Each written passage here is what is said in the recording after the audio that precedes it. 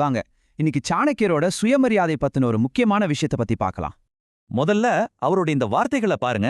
இது சிம்பிளா இருந்தாலும் நம்ம லைஃபுக்கு இதுல ஒரு ஆழமான பாடம் இருக்கு. இத சொன்னது யாருன்னு தெரியும் இல்லையா? நம்ம தத்துவஞானி சாணக்கியர் தான். சரி, இதுக்குள்ள என்ன இருக்குன்னு பாப்போமா? இந்த மேற்கோளோட முதல் வரியே ரொம்ப பவர்ஃபுல். உங்க தகுதி என்னவோ அதுக்கு கம்மியா எதையும் ஏத்துக்காதீங்க.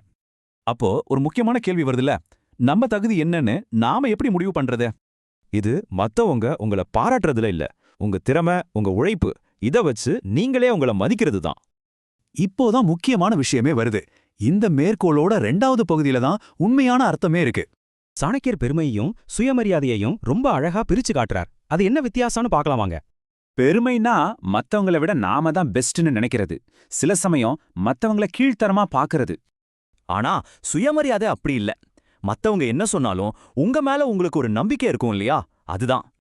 சோ பாயிண்ட் என்னன்னா, திமிரா இல்லாம நம்ம மதிப்பு என்னன்னு தெரிஞ்சுக்கிட்டு நடக்கணும்.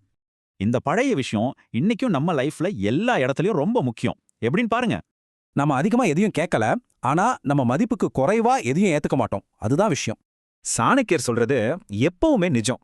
உண்மையான பலம் நம்ம சுயமரியாதையிலிருந்து தான் வருது. சரி, இப்போ நீங்க யோசிங்க. உங்க வாழ்க்கையில உங்க சுயமரியாதைய நீங்க எப்படி காப்பாத்திக்கிறீங்க?